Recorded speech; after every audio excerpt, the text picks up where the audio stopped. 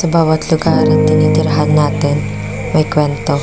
Sa bawat lupa, ilog, puno at kalsada, may bakas ng ating mga desisyon. Hindi lahat ng bakas ay nakikita agad, pero lahat may epekto. Class, ito ang bukid. Dito natin nakikita kung paano nagbabago ang lupa dahil sa tao at sa kalikasan. Wow, ang lawak! Sarap maglaro dito! Maglaro ka lang, Sed. Wag tumalon sa halaman, ha? Pero guys, maiba tayo. Alam nyo bang may mga dry areas na tayo? So, yung mga possible causes nito ay, una, meron tayong soil erosion at yung ikalawa, pwede rin maging lack of irrigation. Pero alam nyo ba, guys, maganda pa rin dito, pero parang may something na nawawala. Tama si Dan. Isa sa mga factors ng landscape change ay ang agricultural practices at ang pagbabago na ginagawa ng mga tao. Guys, for content, static itong bukid, but make it start. Yun, baka pwedeng i-appreciate muna natin ang silence. Sa bukid, ang lupa ay buhay. Pero sa bawat tanim, bawat hukay, may bakas ng pagbabago. Minsan, para sa pag-unlad, minsan, para sa pagkawala.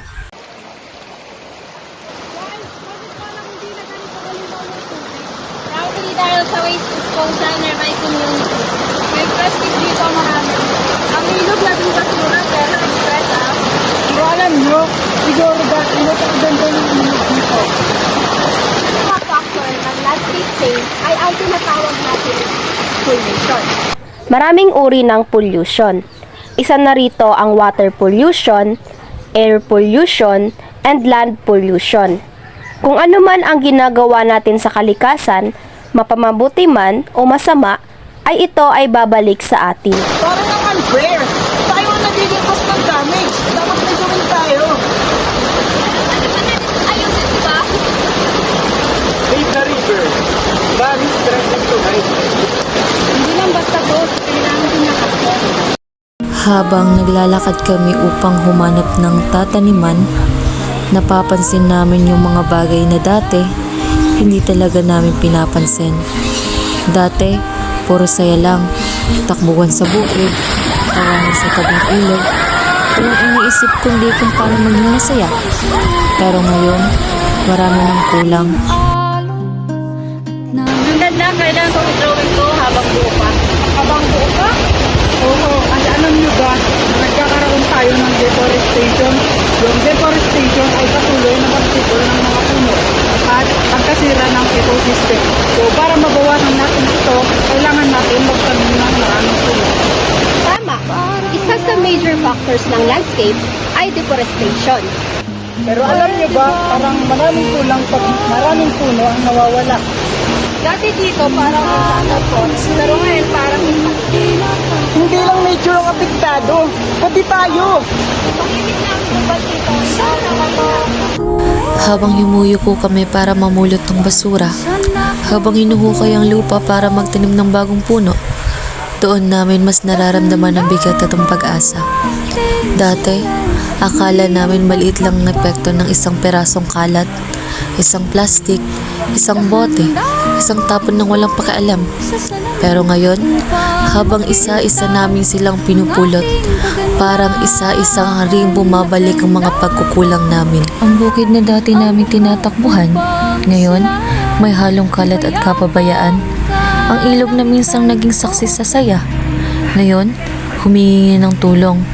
Tahimik pero ramdam namin. Ang bawat hakbang namin sa dating bukid, ramdam pa rin namin ang bakas ng nakaraan. Ang amoy ng lupa, ang tunog ng hangin, at ang katahimikan na ngayon ay napilitan na ng ingay na sasakyan at pagtatayo ng mga gusali. Dati, dito tumatakbo ang pagkain at pangarap ng mga magsasaka.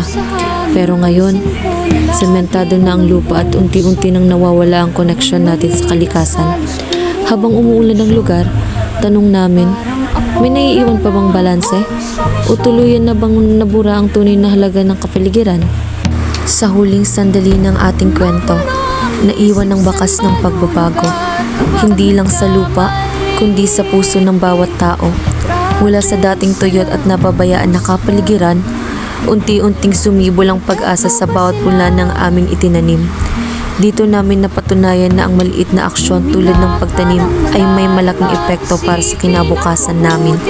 Ang bakas na iniwan namin ay hindi pagkasira, kundi bagong simula para sa mas lunti ang mundo. Ang mundo ay hindi natin pagmamay-ari. Ito ay hiniram lang. Ang bawat bakas natin ay kwento ng kinabukasan. Bakas, hindi lang marka ng nakaraan, kundi gabay ng bukas. Dahan-dahang tumingin sa salamin upang makita ang ating kagandahan. Dahan-dahang iangat ang mukha upang maslayan ang payapang kalangitan. O pagod ka na, pero di ka nag-isa, di ka nag-isa. Kaya't lumaban ka at sabihin